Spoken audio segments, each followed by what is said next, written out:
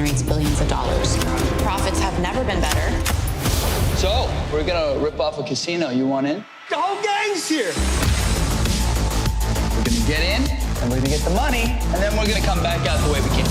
What about the guards? We gotta kill them. Abandoning my post is my only chance of survival. This isn't the way it was supposed to go down. We have the best security in the world. Well, thanks for joining me to talk about your new film, Johnny and Clyde, today. And tell us all about it. Well, Johnny and Clyde is, I guess, it's a really interesting hybrid of different genres, really. It's a heist movie. It's got a lot of action. It's got some humor. It's got some sort of dark comedy. It's got some outrageousness. It's visually stunning. The DP and Tom DeNucci, who directed, just did the most amazing job with the visuals. And it was a blast. I mean, I'm only in the beginning of the movie. I just have a cameo essentially.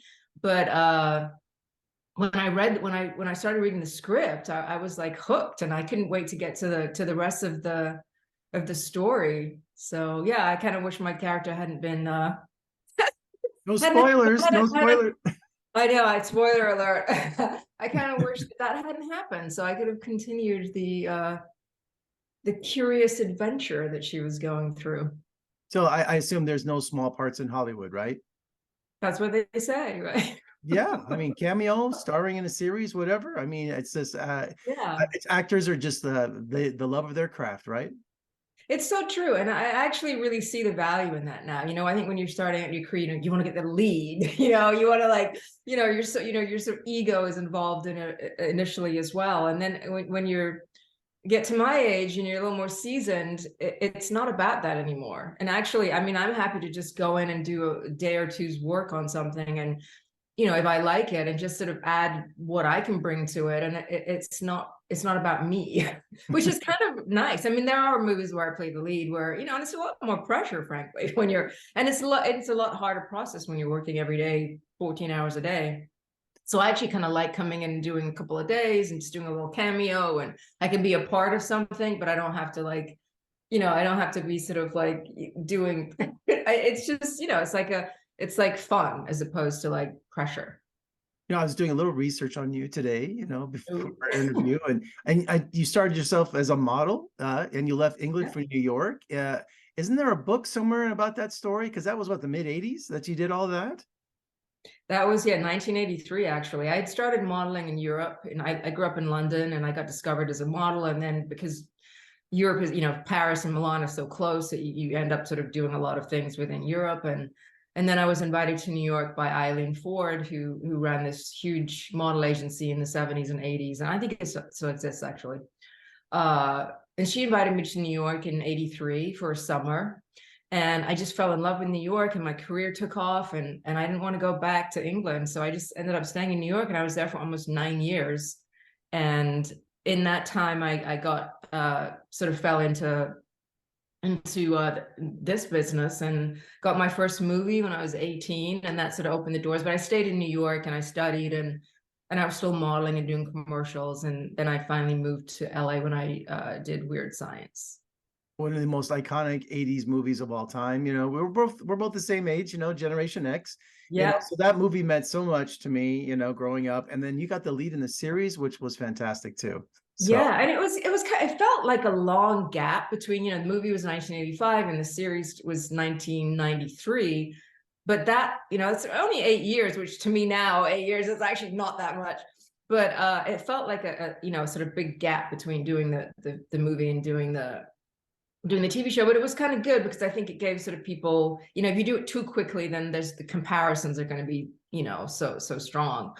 And it was really a turning point in my life, actually, because I'd never really done comedy before. So, I mean, I'd done a little bit, but I really wasn't that confident about it. And so I was just I felt so blessed that they trusted me to play Lisa. And, I mean, it wasn't really iconic at that point, but, it was a very well-known movie. And obviously John Hughes was, probably the biggest director in the 80s. And so I felt like I had to live up to a lot.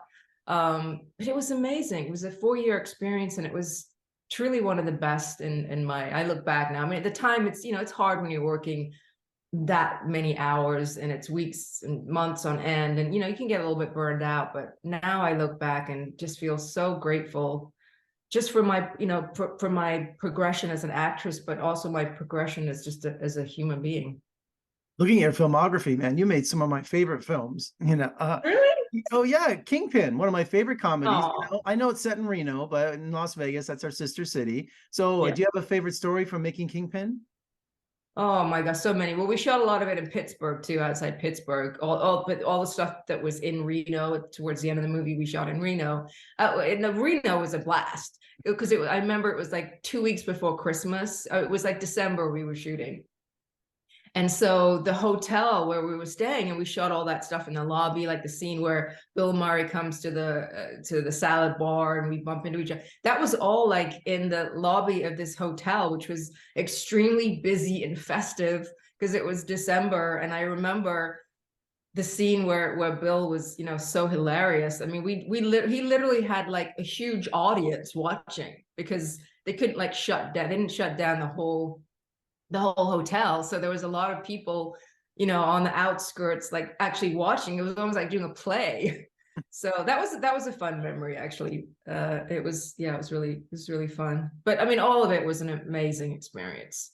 Now, we've spoken before to tell you how much you meant to me in Spies Like Us. Was one of my only one of my favorite comedies, but everybody was talking about you in that movie. This beautiful Russian girl. And did that open so many doors for you after that movie? I mean, because not Bill Murray, but Dan Aykroyd and Chevy Chase, and that was a huge movie. Yes, I mean, they were the height of their career. I mean, it was they I mean, gosh, Dan had just done Ghostbusters, and they obviously both huge SNL stars, and Chevy was like on fire. So yeah, I mean, I don't think I really understood the sort of, I want to say gravity is not the right word, but I didn't really look at it like that because I was 18 and, I mean, I'd watched movies, and I actually really I wasn't really pursuing acting, to be honest. I mean, I'd done some stuff at school and I liked it, but I wasn't thinking that I want to go down this path particularly. So it sort of just literally fell in my lap, which is how I have to view it now, that it was just meant for me to take this path. But it was so great. I mean, everybody was so welcoming to me. I mean, we shot some in London and some in Norway. All the Russian parts were in Norway. So it was, we were really sort of all together. When you're on location like that, it sort of becomes like this extended family, and you do a lot of things together on the, when you're not shooting. And so it was such an amazing experience that it made me want to be an actress, to really pursue this. But it was difficult because I really didn't know what I was doing, and I didn't, that role didn't require much of me other than my physical being. But I got signed by William Morris at the time, and they were sending me out to meet like huge directors, and I didn't even really know how to read a script. I mean I could read, but like I didn't have any craft. So I realized pretty early on that I needed to figure out and I wanted to be good. I didn't want to be one of those actresses that was a model and then got like a big role and then she blew it and then disappeared forever. So I started studying with this wonderful teacher called Sandra Lee, and she got me into the actress studio, which was really happening in the late 80s. And so I really took it seriously. I mean, I didn't really get serious roles for a long time, and I'm still, I've still struggled with trying to break out. I mean, now it's finally happening because I'm in my 50s, that I can play more mature women with like real women's issues, more just a sort of non-projectional, beautiful image kind of role. Mm-hmm. But it took a long time. It took a long time to get there. Yeah. And now I've actually, it's a very different thing for me now, which is actually, which is nice because, what you lose in terms of your youth, you gain so much more in experience and appreciation of what I do, and realizing that it's a privilege. It's not just a right. I think when you're young, you just, there's so much ego involved when you're younger. And I think that sort of lessens as you get older.